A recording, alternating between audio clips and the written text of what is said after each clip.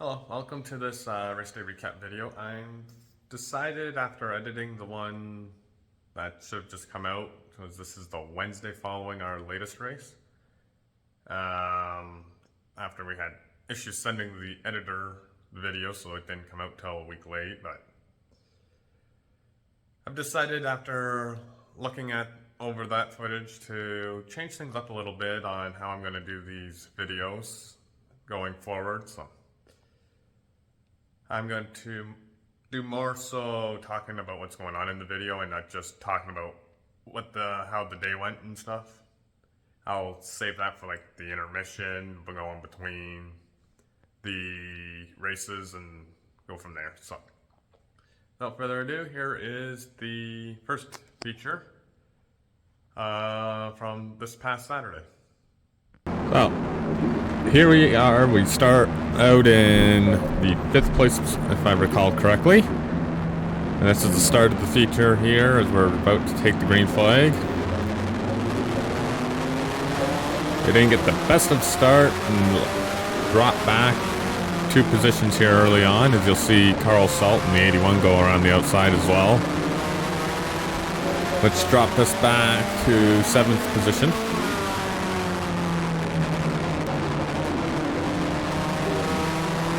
And then just up here, I believe it is. It shouldn't be that far up here. The first yellow comes out, and you see we got a little bit loose there. That's pretty standard with this car, for us to be getting a little bit sideways coming off the corner.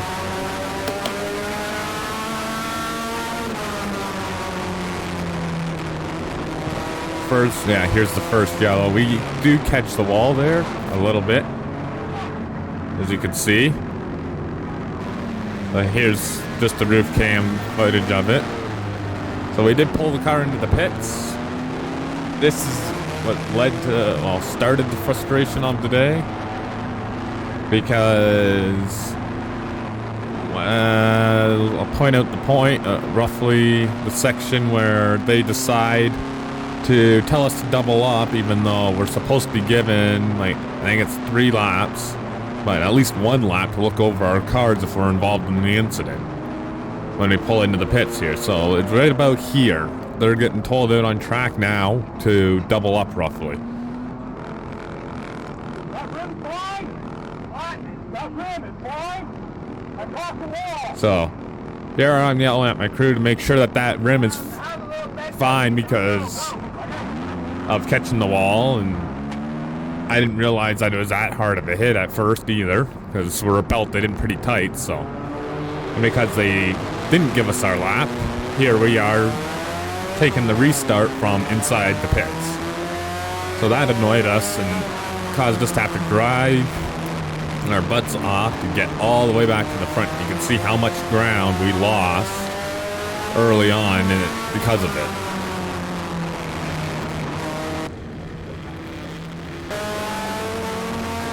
Well, here we are in a battle with the 94. We've already passed some of the back markers that I didn't bother putting in the video because they were fairly quick passes. This is an alright battle with the 94, and if you remember a few videos ago where he and I did not see eye to eye on the first lap incident, I will say this, he has been improving quite a bit.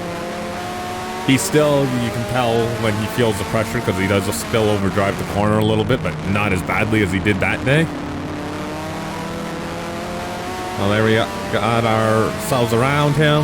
We were catching the 45 leading into this yellow, so this is the second restart for... this is the restart for the second yellow. This is with 3 laps to go in the race. And we have managed to work our way back up to 6th.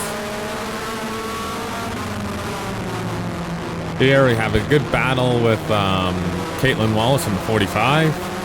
They're just off to the left. Unfortunately, we don't have any rear camera, so you can't see the 19, no, it is 18. Yeah. Mike Thompson's also involved in this battle, as he's the one that brought out the yellow. 16, sorry. And so there he managed to get around us. we're not that great on the high side, and we still aren't getting through the corners as well as I'd like to have. As you can see, we did get pretty loose coming off the corner there the one time, and this here was the 33 yet again spinning and bringing out a yellow. This was on the last lap, so they just called the race at this point, which ended up being a debate as to whether or not he was even still on the lead lap at this time, because of the way that they do it. For the second feature, they rearranged based on the inverse of the finishing order. So if they marked him off the lead lap, that basically would have given us pole. But they put him on the lead lap, so he ended up pole right beside us. And so overall, the car's handling was pretty good in that feature. We still were fighting a little bit of tight end condition, but it was handling 10 times better than it was 2 weeks ago in our last video. So then we go on to feature number 2, in which things really got ugly for the most part. They could have been uglier, but they get a fair bit ugly as well, you'll see. Here we go on to feature 2. Here we are in feature 2. And you'll see Gilmore, especially on the roof cam, is down on the inside here. The 33 again, and he just blatantly runs us into the wall, so ended up blowing out our left front tire, as he just didn't want to give us any space on the outside. And once again, no yellow flag comes out, despite us having to come way off the pace to save the car and not cause much damage to it, which really annoyed us. Here we are pulling into the pits to get that tire changed out. This is us coming back onto the track now afterwards.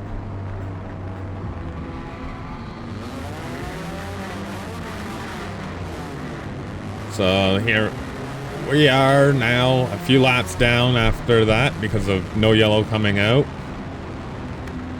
And at this point here, I was ticked. So the second, I believe it's this lap here, I get given the blue flag. So when I come across the line, yeah, there's the blue flag. You can see it in the camera. I checked to see who the leader was, and I seen that it was still the 33. And that was enough for me to be willing to throw a block on him, despite going down a lap, going down yet another lap because of what he did. I did try to door him, but my car at this point in the race would not turn at all, because we ended up having a right side tire on the left front there, as you can see us get tight there coming off the corner. Since we didn't have a spare left tire, which was rather unfortunate, that's what happened. And with us being as many laps down as we were, that really got us pissed, and we weren't the only ones.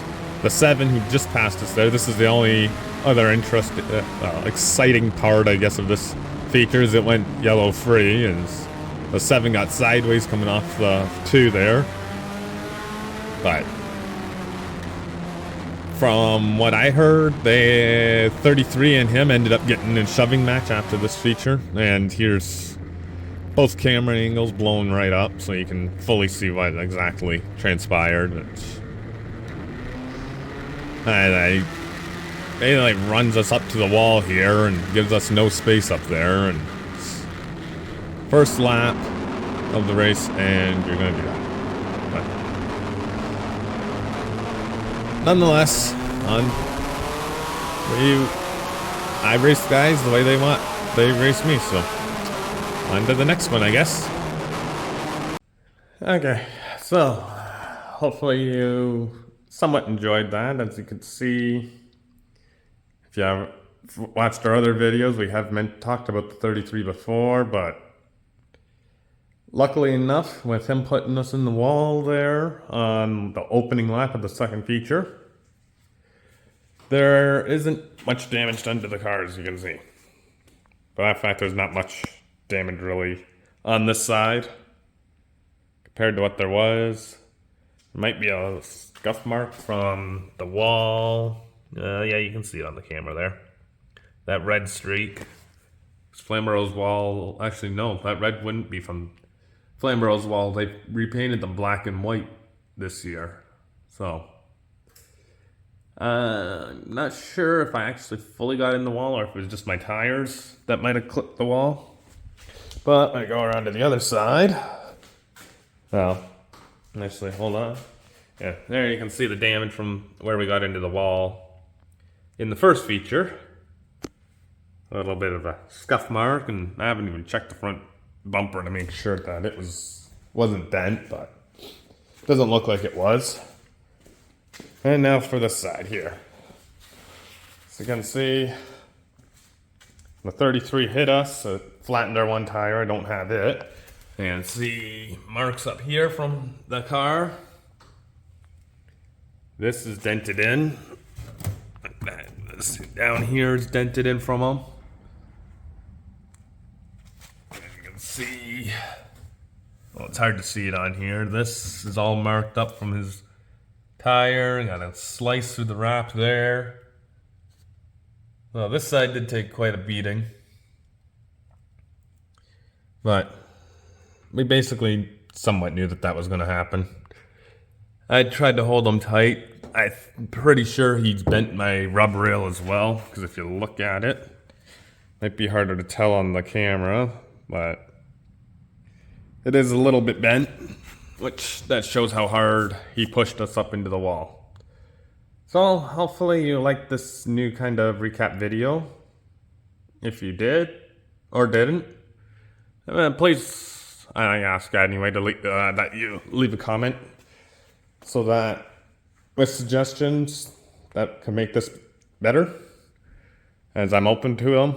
Like I said, this is kind of us going back about it yet another new way after kind of not really liking the last video that I had put out and how it was edited. So, and watching it back and going, okay, I'm going to change things up a little bit. But besides that, our night outside of that, like we posted on our Facebook, went pretty well. We did find our speed again. Now we gotta try to find a little bit more, but we've been kind of fighting that all year. We'll be racing again this Saturday, and then I believe we'll be taking a week off and then heading to Sunset for Velocity. I'm not 100% sure, but this has already been our busiest season in a little while. And hopefully we will find the speed that we're looking for and be able to get the car back up front where it used to be when Cole Quinton owned the car. And even when Dale owned it, he had it relatively up front. We're running close to the same speed as what Dale was in this car, though. Could be a little bit of power, which I've got spark plugs and spark plug wires now. So hopefully that will, if there's an issue with the power plant, hopefully those will help get that sorted out. And outside of that, if you like this video, please like it, subscribe to the channel for more information, for more videos. We will be back on the gaming channel again. I'll put a card at the end of the video for the first race of the ARCA series that I did just this last Tuesday, which is also going to increase the amount of time those races. Basically, how I do it on that channel when I'm doing the iRacing is I basically speak my mind as to what I'm thinking while the race is going on, is to let you guys in on the strategies that I do when I'm racing, and doesn't differ from my real racing part of the iRacing. I treat them both the same way. I try to race the exact same way, so it's all reputation, muscle memory. It's not it's just a video game and crashing, who cares? I don't care really on the iRacing as much as I do with this car, but obviously, because the money aspect isn't as high, but I still don't just go out and wreck the car without a care in the world in it. So it's normally pretty good racing. I try to be clean, just like in real life on it. Sometimes the races can get boring, but hopefully if they keep the same numbers as they did for this past Tuesday, well, you should have some good battles. And hopefully we'll be able to get up in the points like we were in the Xfinity series and that. But back to this here.